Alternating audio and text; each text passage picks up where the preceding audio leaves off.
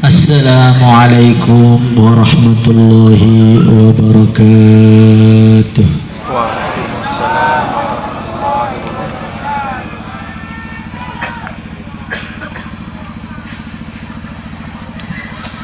Innal hamdalillah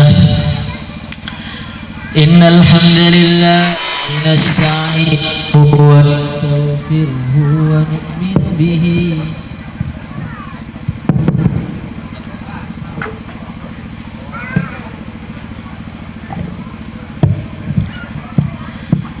Innal hamdalillah nahmaduhu wa nasta'inuhu wa nu'minu bihi wa natawakkalu alayhi wa na'udzu bihi min shururi anfusina wa min sayyiati a'malina من يهده الله فلا مضل له ومن يضلله فلا هادي له أشهد أن لا إله إلا الله وحده لا شريك له وأشهد أن سيدنا ومولانا وحبيبنا محمدا عبده ورسوله اللهم صل على سيدنا محمد وعلى آل سيدنا محمد قبل كل كلام وعند كل كلام اللهم صل على سيدنا محمد بعد كل كلام اللهم صل على سيدنا محمد عدد الأسماء والأبصار اللهم صل على سيدنا محمد عدد ما وسعه علم الله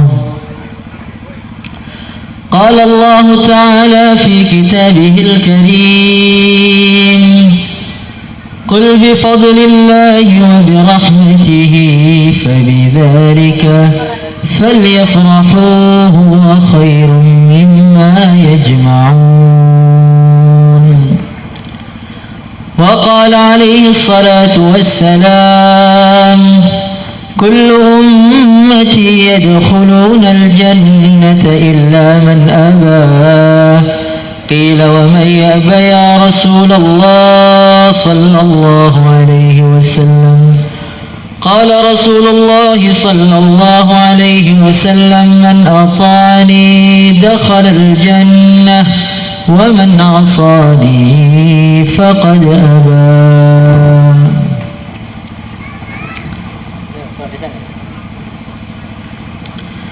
Para hadirin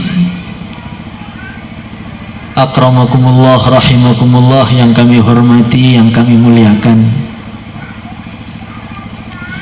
Pada pagi hari ini yang begitu sejuk sekali ini, Masya Allah. Kita duduk di sini bersama-sama untuk apa? Untuk memperbaharui rasa. Untuk apa? Memperbaharui rasa. Kita duduk di sini untuk memperbarui rasa syukur kita, kegembiraan kita dengan nikmat-nikmat Allah Subhanahu wa taala. Kenapa rasa ini mesti diperbarui? Kenapa? Karena manusia itu punya sifat bosan. Manusia itu dikasih apapun, seindah apapun, seistimewa apapun, suatu ketika pasti akan bosan. Kalau suatu perkara itu masih baru, betul-betul likulli jadidin ladzid, perkara baru itu ada rasa yang istimewa. Kalau orang punya mobil baru keluar dari dealer, nanti indah mobilnya itu dicuci, tidak boleh ada keserempet sedikit pun, dipinjam tidak boleh, difoto, dimasukkan di statusnya mobil baru. Tapi kalau sudah berjalan 3 bulan, keindahan di masa-masa pertama tadi akan berkurang biasa. Kalau sudah setahun semakin biasa, 5 tahun melihat mobilnya bosen, pengen ganti mobil baru. Itulah manusia. Iya atau tidak? Kalau orang di sini kebanyakan sudah bapak-bapak, dulu pernah merasakan yang namanya pengantin baru. Pernah atau belum bapak? Berapa kali? Ibu-ibunya marah nanti. Orang kalau pengantin baru itu tampak indah betul itu, Masya Allah. Ustadz Burhan pengantin baru luar biasa katanya, dan memang seperti itu. Bukan katanya lagi. Kalau dulu saya bilang katanya, sekarang nggak katanya lagi. Hadirin yang dimuliakan oleh Allah Subhanahu wa Ta'ala, kalau pengantin baru itu malam yang begitu panjang hanya terasa 2 detik atau 3 detik saja. Semua kekurangan istrinya tampak menjadi kelebihan, bahkan keistimewaan. Kentutnya istrinya itu loh, wanginya lebih wangi daripada minyak kasturi. Ini masih sehari. Semua kekurangannya, katakan istrinya itu kurang cantik, katakan istrinya itu kurang putih, tapi tampak indah betul. Wahai istriku, walaupun kamu nggak putih, walaupun kamu agak hitam, tapi hitam kamu tuh hitam Hajar Aswad. Hitam Hajar Aswad itu bagaimana? Kalau kita ke Mekah, kita akan lihat ada batu hitam, semua orang rebutan nyium itu, bantingan itu. Sampai kalau bayar orang sekali nyium bisa 500 real, 2 juta sekali nyium Hajar Aswad batu hitam. Maka dia bilang pada istrinya, kamu tuh mirip Hajar Aswad. Kalau ngelihat kamu pengennya nyosor aja. Paham nyosor atau tidak? Hadirin yang dimuliakan oleh Allah Subhanahu wa Ta'ala, karena masih baru, sudah keindahan di atas keindahan, di bawah keindahan, yang diliputi oleh keindahan.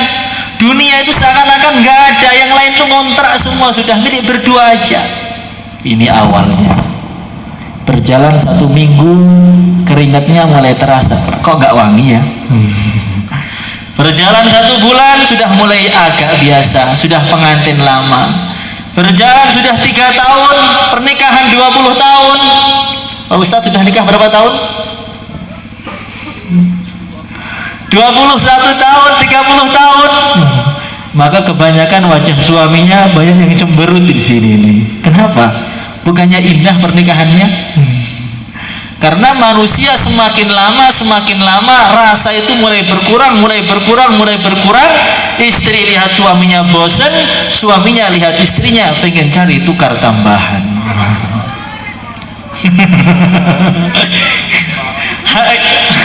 Jadi bayan ini.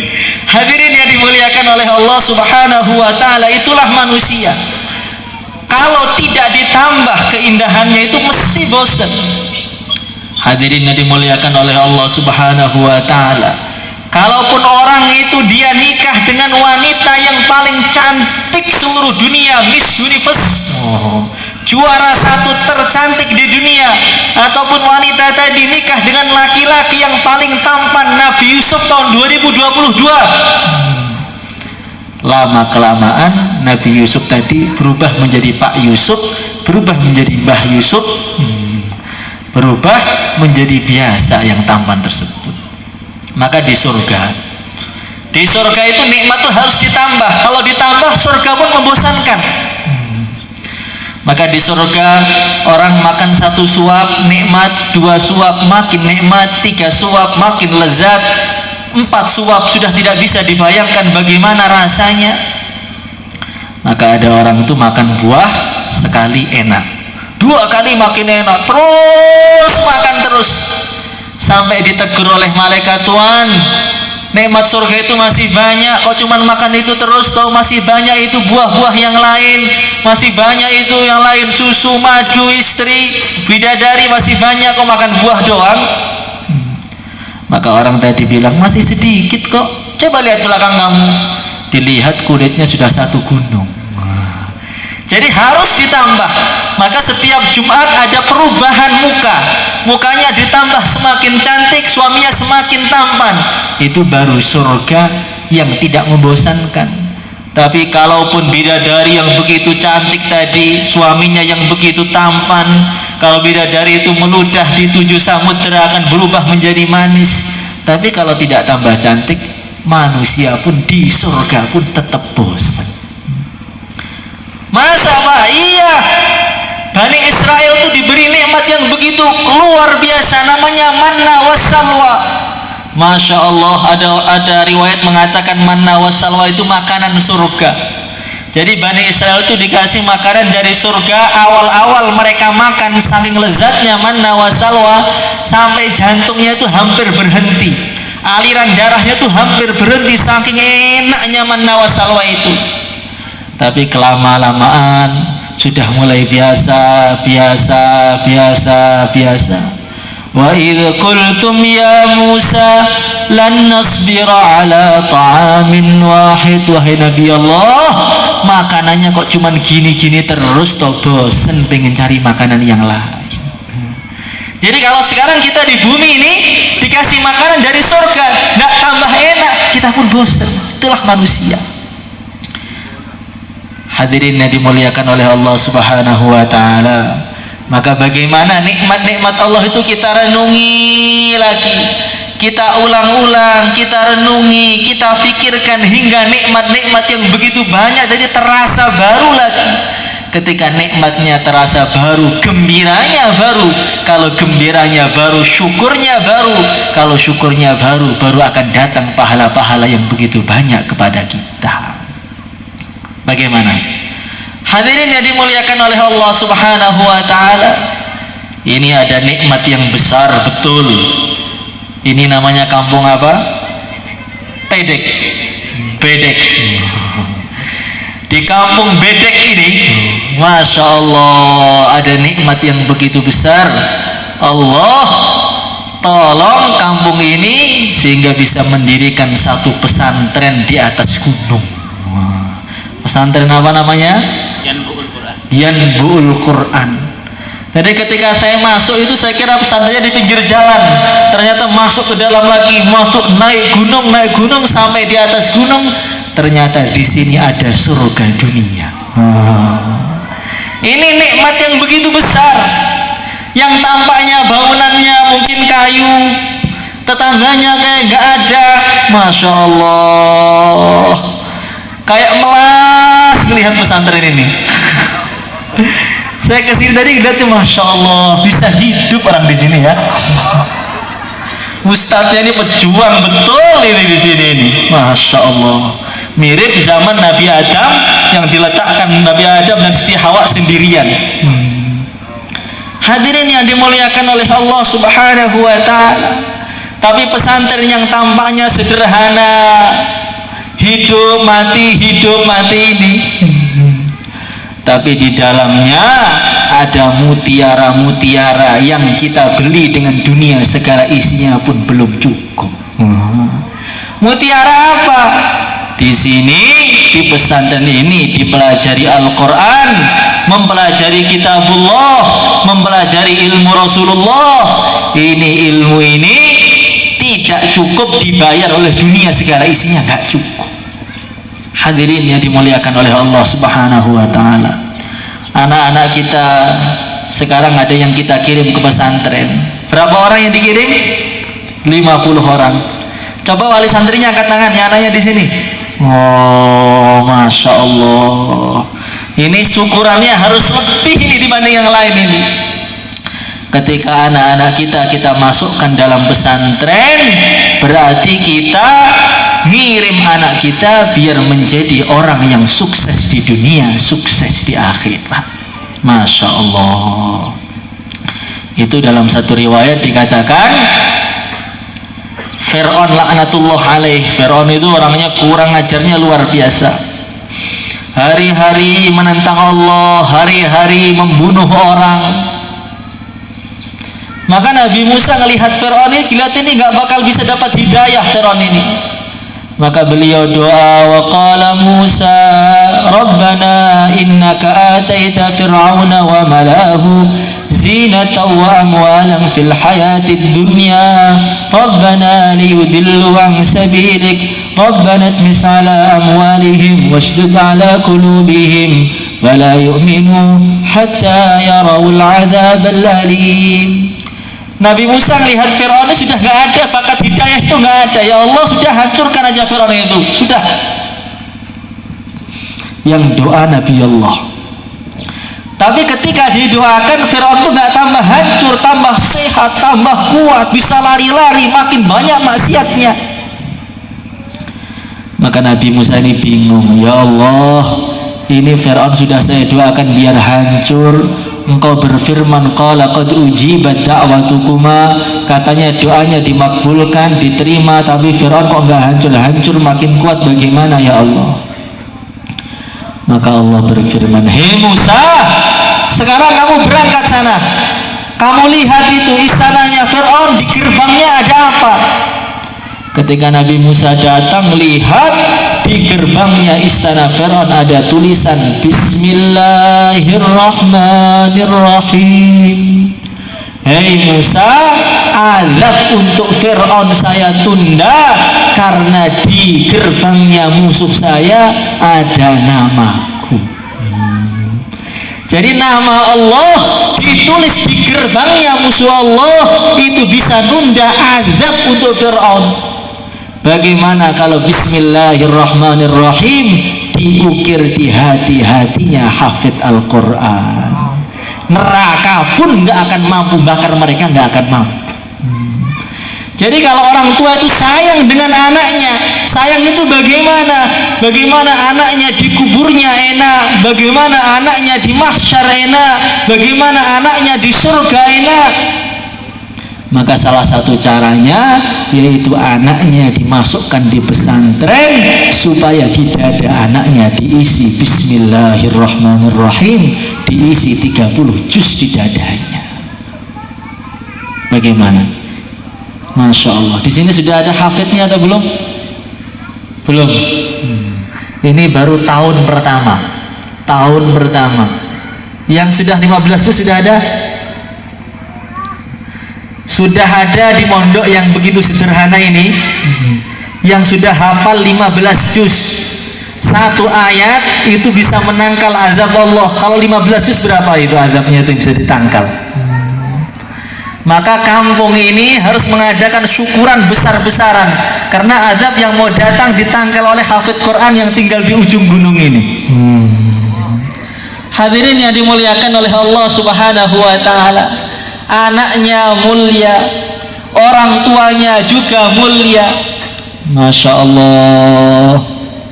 Kalau orang itu punya anak yang kaya raya, menjadi pengusaha besar, setiap bulan ngirim orang tuanya 10 juta, ngirim orang tuanya ditransfer 20 juta, hari-hari senang dengan orang tuanya, menggembirakan orang tuanya, enak atau tidak? Enak. Kalau kita punya anak menjadi presiden sehingga pengurusan semua mudah, surat mudah, orang tuanya bangga atau tidak? Bangga. Kalau kita punya anak menjadi kepala desa, orang tuanya bangga atau tidak? Bangga. Kalau kita punya anak menjadi orang yang sangat terkenal, penyanyi yang hebat, orang tuanya bangga atau tidak? Bangga. Kalau kita punya anak yang masuk TV setiap hari sehingga orang tuanya bisa cerita kepada tangganya, itu loh anak saya itu loh di TV, di YouTube sudah ada, bangga atau tidak? Bangga. Tetapi kebanggaannya, kebahagiaannya tidak lama, hanya sampai orang tuanya meninggal. Kalau meninggalnya 50 tahun berarti gembiranya 50 tahun. Kalau umurnya 40 tahun berarti gembiranya 40 tahun. Tapi kalau umurnya 35 berarti gembiranya cuma sebentar.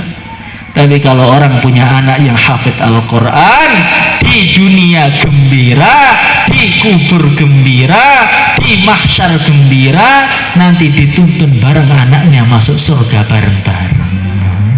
Hadirin yang dimuliakan oleh Allah Subhanahu wa ta'ala. Maka dalam satu riwayat ada orang itu maksiatnya begitu banyak sekali. Semua maksiat, mulai maksiat yang awalnya A sampai maksiat yang awalnya Z, semua sudah dia lakukan semua. Maksiat yang awalnya A itu apa? Apa A? Ambung-ambungan. Bahasa Jawa. Bahasa Lampung apa? Kalau B, bacok-bacokan, sudah semua maksiat semua sudah dia kerjakan semuanya. Maka ketika masuk kubur langsung dijemput oleh malaikat itu, mungkar nakir itu. Langsung disiksa di kuburnya, dihimpit habis-habisan, disiksa. Maka tidak berselang lama Nabi Isa itu melewati kuburan yang disiksa tadi, berubah. Kuburan yang dulu adalah jurang dari jurang-jurangnya neraka, sekarang kuburannya berubah dingin, seperti kamar VVIP, sudah dingin. Ada AC-nya, di situ ada bidadarinya, ada makanannya, ada minumannya, taman-taman dari taman-taman surga. Maka Nabi Isa itu bingung. Orang itu kalau sudah mati sudah final, selesai sudah. Kalau hidupnya dulu nakal, kemudian baik, bisa berubah kalau hidup. Kalau mati sudah akhir. Matinya buruk berarti akan buruk terus. Matinya baik berarti akan baik terus. Ini ada orang matinya buruk, sudah disiksa, kemudian berubah menjadi baik. Kenapa ini ya Allah?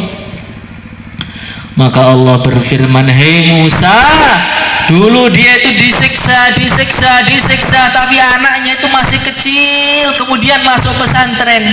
Ketika anaknya diajari oleh gurunya Al-Fatihah, Bismillahirrahmanirrahim, maka anaknya niru Bismillahirrahmanirrahim. Maka Allah berfirman, hei malaikat-malaikatku, hentikan azab untuk orang tuanya. Saya malu orang tuanya diazab di kubur, sedangkan anaknya baca Al-Quran di dunia. Masya Allah. Jadi anak kita yang di dunia baca Quran tuh orang tuanya di kubur tuh adem. Tapi kalau anaknya di dunia maksiat, orang tuanya dapat kiriman api dari dunia. Maka anak yang sebenar-benarnya anak adalah anak kita yang faham ilmu agama, itu anak yang hakikinya anak, yaitu orang itu di akhirat tuh nggak mau jumpa dengan anaknya. Orang tua ketemu anaknya takut, anak ketemu orang tuanya takut, saudara ketemu saudaranya nggak berani. Yauma yafirrul mar'u min akhihi wa ummihi wa abihi wa sahibatihi wa banihi likulli imri'in minhum yauma idzin sya'nu yughni. Di akhirat itu ayah ketemu istrinya itu lari, suami ketemu istri itu lari karena khawatir kalau saya ketemu istri saya nanti istri saya nuntut saya, wahai suamiku, kenapa dulu kamu gak ngajari saya agama, kenapa dulu kamu gak nyuruh saya berhijab. Suaminya lari. Ayah ketemu anaknya takut dituduh oleh anaknya, wahai ayahku, kenapa dulu kamu gak ngajari Al-Quran saya, gak ngajari saya agama, sehingga saya menjadi ahli maksiat, ahli korupsi gara-gara ayah. Ayahnya ketemu anaknya lari, saudara ketemu saudaranya lari. Tengah-tengah orang tuh lari. Maka datang anak kecil itu megang tangan ayahnya. Ayah, masih kenal saya apa enggak? Kamu siapa? Saya anak Tuhan. Anak saya yang di mana? Yang di pesantren dulu, yang buul Quran. Masya Allah, dulu ayah, walaupun ketika saya di pesantren nggak pernah ayah kirimi itu. Walaupun dulu di pesantren saya ini termasuk anak buangan ayah, alhamdulillah. Sekarang Allah jadikan saya punya derajat yang bisa mensyafaati siapapun yang saya mau, berapapun jumlahnya. Sudah, sini ya. Pengen surga bagian mana? Pengen berapa kamar? Pengen berapa istri? Ayo. Di situ nanti kita akan menyesal. Alhamdulillah, astagfirullah. Kenapa anak saya yang saya kirim pesantren cuma satu? Kalau tahu begini saya pengen punya anak 10, saya kirimkan semua itu. 10 kurang, bikin lagi, kirim lagi, bikin lagi, kirim lagi. Cocok atau tidak? Yang punya anak baru 3 coba kurang itu. Siap kurang bikin lagi semua. Kirim pesantren semuanya. Masya Allah. Yang nggak punya anak menyesal, punya anak 1 juga menyesal, 5 pun menyesal, 10 pun masih menyesal, kurang. Karena ternyata anak yang menjadi hafid Al-Quran, anak yang menjadi orang soleh itu begitu menguntungkan di akhirat. Masya Allah, Masya Allah. Di dunia juga menguntungkan. Kalau anak itu gak kita ajari agama ketika sekarang, Pak, gak kita ajari bagaimana berbakti kepada orang tua, gak diajari bagaimana pentingnya birrul walidain, gak diajari bagaimana khidmat orang tua itu begitu besar pahalanya. Anak hanya diajari ilmu-ilmu duniawi. Nanti ketika anaknya sukses menjadi orang besar, ayahnya sudah sakit-sakitan di rumah, mau stroke, itu sudah mau meninggal, ngkrit, coba telepon anak saya di Jakarta, telepon, nak pulang, ayah sakit nak, oh maaf ya, masih ada urusan pekerjaan, belum bisa pulang. Telepon anak kedua, nak kamu yang jadi bupati pulang nak, oh maaf ya, ini ada pertemuan dengan kepala desa. Telepon semua, nggak ada yang mau datang karena mereka tidak tahu pentingnya, pahalanya berbakti kepada orang tua. Masya Allah. Sampai ada orang itu mau meninggal dunia, ayahnya sedang kesusahan meninggal dunia itu. Ketika Israel mau dicabut nyawanya itu dilepas lagi, gitu. Maka anaknya itu pulang, oh ayah ini tampaknya kesusahan sakaratul mautnya, biar nggak susah coba disetelkan musik dangdut yang kenceng, nanti dia akan gembira cepat matinya. Jadi orang sudah mau meninggal, bukan dibacakan Yasin, bukan dibacakan ayat kursi, setelkan dangdut itu. Akhirnya malaikatnya makin seneng, dang tarik, dang, dang, dang. Akhirnya ayahnya teriak-teriak gara-gara anaknya nggak paham agama. Jadi kalau anak itu paham agama, Masya Allah, nggak ada pahala yang lebih besar melebihi pahala khidmat orang tua, itu nggak ada. Sampai di Mekah itu ada orang tawaf, gendong ayahnya, digendong ayahnya, disuapin ibunya itu, dikasih makan, kasih minum, tawafnya digendong, sa'inya digendong, 1 dan 2 buang hajatnya semua diceboin. Maka orang tadi tanya kepada satu ulama, Syekh, saya ini sudah berbakti kepada orang tua mirip dengan orang tua saya berbuat kepada saya. Orang tua saya dulu ngasih makan saya ketika masih bayi, sekarang saya ngasih makan dia. Orang tua saya dulu gendong saya, sekarang saya gendong dia. Orang tua saya dulu nyeboin saya, sekarang saya nyeboin dia. Orang tua saya dulu kalau nangis ditemani, sekarang saya temani dia. Apakah saya ini sudah cukup berbakti kepada orang tua? Maka ulama tadi bilang, belum. Usahamu habis-habisan berbakti kepada orang tua, khidmatmu kepada orang tua, perbuatan baikmu kepada orang tua sampai kamu mati, itu belum seimbang dengan rintihan dia sekali saja ketika melahirkan kamu. Jadi orang tua kita itu merintih sekali, itu sekali itu ketika masih keluar itu mau melahirkan, itu tidak bisa kita balas dengan kita ngasih mobil Innova, Fortuner, itu belum cukup. Kalau orang faham agama, maka dia akan faham pentingnya itu, bagaimana orang tua dalam Islam itu begitu penting untuk berbuat baik pada mereka, dicium kakinya, Masya Allah. Maka dulu ada tabi'in namanya Uwais Al-Qarni. Uwais Al-Qarni ini orang yang begitu hebat, baca Bismillahirrahmanirrahim sudah bisa jalan di atas lautan. Saking hebatnya sampai Sayyidina Umar diperintahkan untuk minta doa kepada dia. Ketika diteliti amalannya apa, ternyata amalannya nih khidmat orang tuanya yang sedang sakit. Maka anak itu kalau dimasukkan di pesantren, tahu bagaimana pentingnya berbakti kepada orang tua, tahu bagaimana bahayanya menentang orang tua. Menentang orang tua itu bahayanya begitu besar. Itu di surga ada orang tuh sudah mau masuk surga, ditimbang amalnya banyak baiknya, maka orangnya jalan ke surga, kurang satu langkah masuk surga itu. Maka malaikat datang, Tuhan, Tuhan maaf, tadi ada yang keselip, belum dihitung amalnya. Sedikit apa banyak? Sedikit Tuhan, cuman sekertas seujung kuku. Oh, kecil itu. Maka dia balik ke tempat penimbangan amal. Itu amal yang buruk tadi diletakkan di timbangan buruk hanya sebesar ujung kuku itu. Ketika diletakkan maka seakan-akan gunung yang dijatuhkan. Semua kebaikan dia kalah dengan keburukan yang satu tadi. Ketika dilihat dosanya apa, ternyata dosanya dia pernah mengatakan sekali kepada orang tuanya. Jadi di dunia itu wala taqul lahuma uffi wala tanharhuma, ngomong kepada orang tua itu dosanya menghabiskan semua amal baik, kalah semua dengan yang sekali. Gimana kalau orang mukul orang tuanya?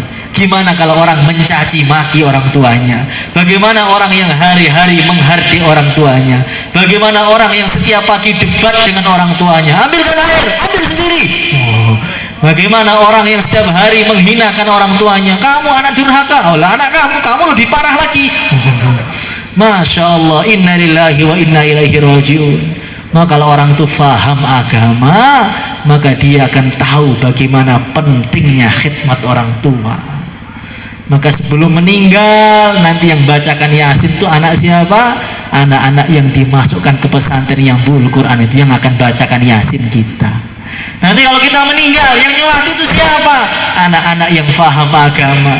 Nanti kalau kita meninggal, yang bacakan Quran itu siapa? 40 hari siapa? Anak-anak yang faham agama. Nanti kalau kita sudah meninggal 10 tahun, 20 tahun, yang iringi pahala itu siapa?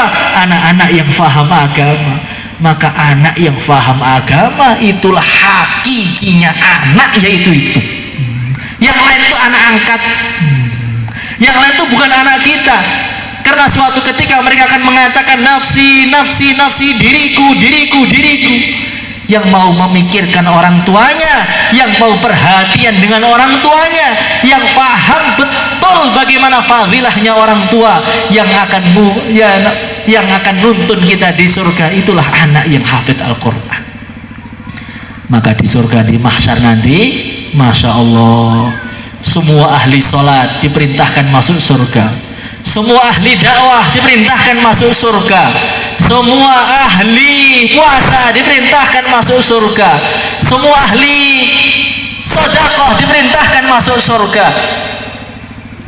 Tapi orang ahli ilmu tidak boleh masuk surga. Allah berfirman kepada mereka, kif hatta tasfa'alin nas, kalian jangan masuk surga dulu sehingga kalian syafaati siapa yang kalian mau.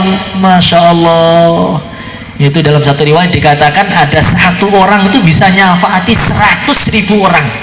Ada yang satu orang bisa nyafaati 1 juta orang. Ada yang satu orang bisa nyafaati 10 juta orang. Jadi di sini yang Bul Quran itu ada satu orang yang hafid, yang alim betul, itu sudah cukup seluruh liwa ini masuk surga tanpa hisab gara-gara dia. Satu saja.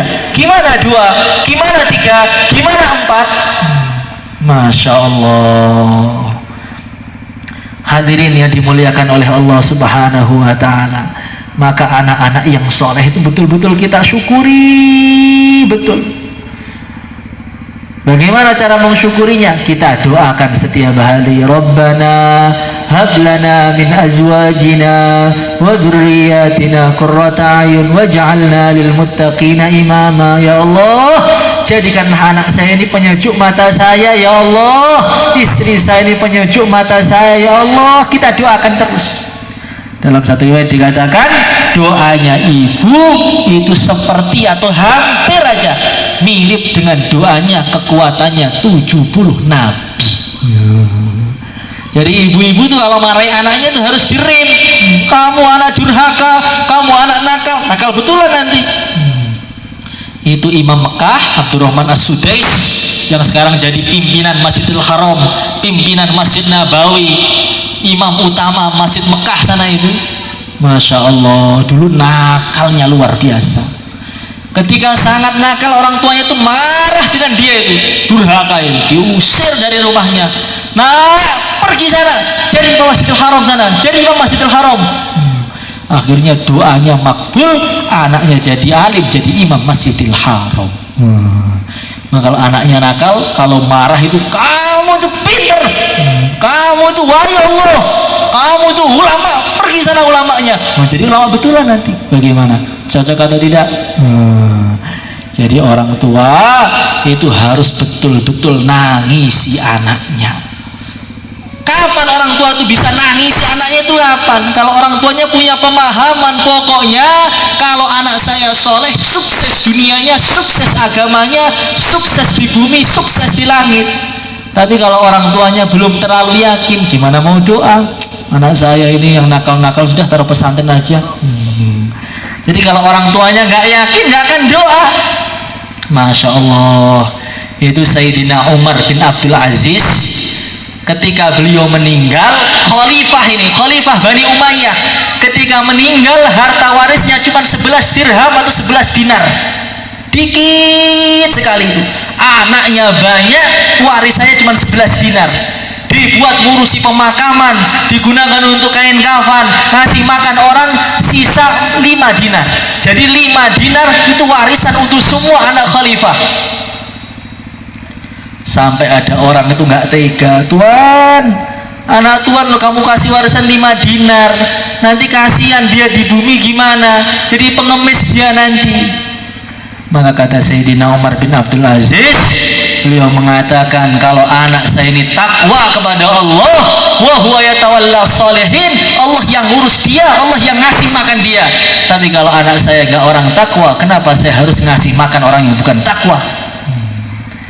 Maka kata Muqatil, beliau mengatakan anaknya Umar bin Abdul Aziz itu sekali perang, infaknya itu apa? 1000 kuda. Sekali perang 1000 kuda menjadi orang kaya karena saking takwanya, dan dia itulah keyakinan ayahnya.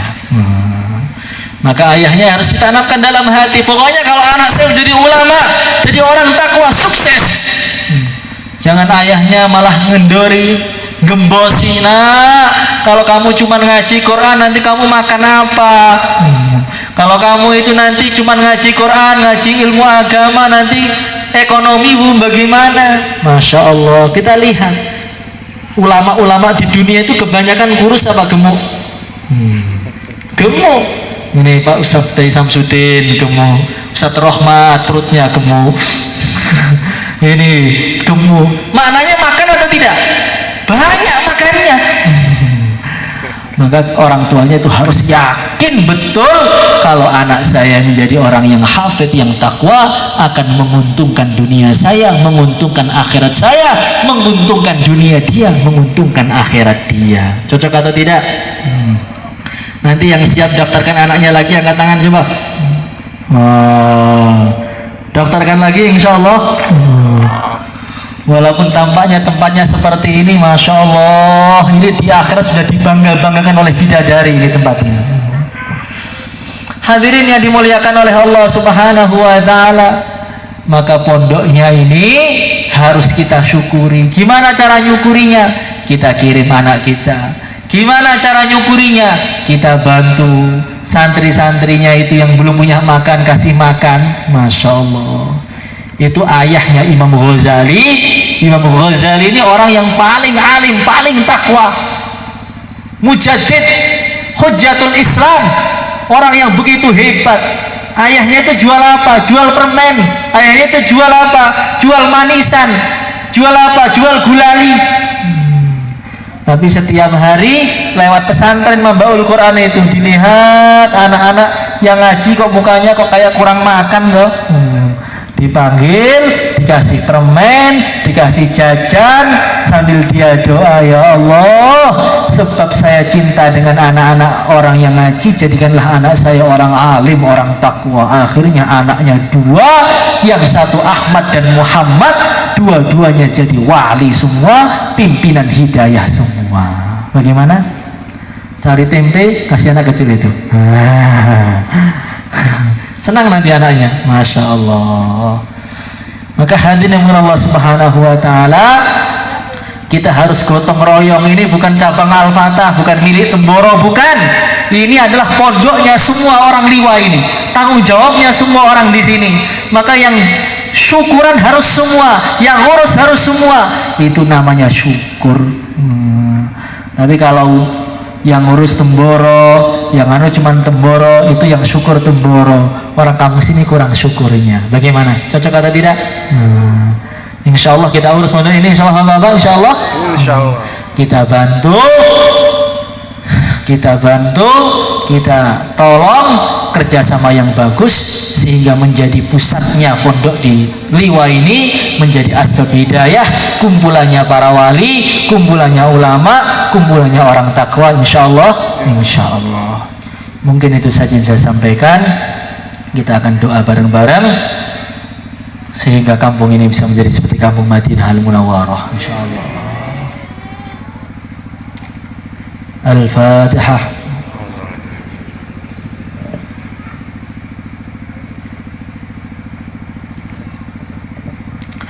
Allahumma salli ala Sayyidina Muhammad wa ala ali Sayyidina Muhammad kama sallaita ala Sayyidina Ibrahim wa ala ali Sayyidina Ibrahim في العالمين إنك حميد مجيد. اللهم أنت خلقتنا وأنت تهدينا وأنت تطعمنا وأنت تسقينا وأنت تميتنا وأنت تحيينا يا حي يا قيوم يا ذا الجلال والإكرام. Ya Allah, ampunilah dosa-dosa kami ya Allah, ampunilah dosa kedua orang tua kami ya Allah, anak dan istri kami ya Allah, saudara kami ya Allah, ahli kampung kami ya Allah, umat Islam seluruh alam ya Allah. Ya Allah, jadikanlah kampung kami ini ya Allah seperti Madinah Al-Munawwarah, laki-lakinya seperti laki-lakinya sahabat, perempuannya seperti perempuannya sahabiah, anak-anak kecilnya anak kecil yang takwa, ulama-ulama yang menyebarkan agama ke seluruh dunia ya Allah. Ya Allah, jadikanlah pondok ini ya Allah pondok yang menjadi kumpulnya para walimu, kumpulnya orang-orang takwa, kumpulnya para ulama, kumpulnya orang-orang ikhlas, menjadikan pusatnya dakwah ya Allah, pusatnya ilmu ya Allah, yang menyebarkan agamamu ya Allah ke seluruh pelosok-pelosok negeri ya Allah. Ya Allah, jadikanlah anak-anak kami ya Allah anak yang menggembirakan ketika di bumi ya Allah, di dunia menggembirakan ya Allah, di kubur menggembirakan ya Allah, anak yang di mahsyar menggembirakan ya Allah, anak yang ketika penimbangan amal menggembirakan ya Allah, anak yang ketika hisab menggembirakan ya Allah, anak yang ketika di sirat menggembirakan ya Allah, anak yang bareng-bareng bersama kami ke surga Firdaus bersama para nabi, para rasul, para wali-walimu ya Allah, anak dan istri kami yang menyejukkan kami di dunia dan akhirat ya Allah, kumpul di surga bersama para nabi, para rasul ya Allah, tanpa hisab, tanpa azab, murni anugerahmu ya Allah. Innaka ala kulli syai'in qadir wa bil ijabati jadir. Ya Allah, panjangkanlah umur kami ya Allah, umur anak istri kami ya Allah, orang tua kami, saudara-saudara kami ya Allah, umur yang panjang, yang barakah, panjang yang mendekatkan kepada ridhamu, panjang yang mendekatkan kepada surgamu, panjang yang mendekatkan kepada cintamu, bukan panjang yang mendekatkan kepada nerakamu ya Allah. Ya Allah, berilah rezeki kepada kami husnul khatimah, mengucapkan la ilaha illallah ketika wafat ya Allah. Ya Allah, cabutkanlah nyawa kami ya Allah, cabut dalam keadaan puncak iman kami ya Allah, puncak amal kami ya Allah, puncak ketakwaan kami ya Allah. Pondok ini ya Allah, tambahlah ya Allah ilmunya, berkahnya, takwanya, jumlahnya, hartanya semua ya Allah. Innaka ala kulli syai'in qadir wa bil ijabati jadir. Wa sallallahu alaihi wasallam ala sayyidina maulana Muhammad wa ala alihi wasallam ajmain. Alhamdulillahirabbil alamin. Nanti untuk maulid nabinya bareng-bareng nanti malam habis maghrib di Masjid Al-Mansur, kita akan duduk bersama-sama di sana, bergembira dengan datangnya Rasulullah SAW, syukuran bareng-bareng, pakai baju yang paling bagus, seakan-akan malam ini malam lebaran, ini malam 12 Rabiul Awal. Maka malam tadi harus jangan malam dengan baju kerja, bukan, baju yang paling bagus, peci yang paling bagus, minyak wangi yang paling mahal, berangkat ke masjid seakan-akan berangkat sholat Id, senyum semua, bahagia semua. karena malam ini adalah malam kelahiran kekasih kita Rasulullah SAW. Nanti kita kumpul bareng-bareng cerita-cerita tentang bagaimana gembiranya kita dan pentingnya dan mahalnya hari ini, insyaallah. Al-Fatihah.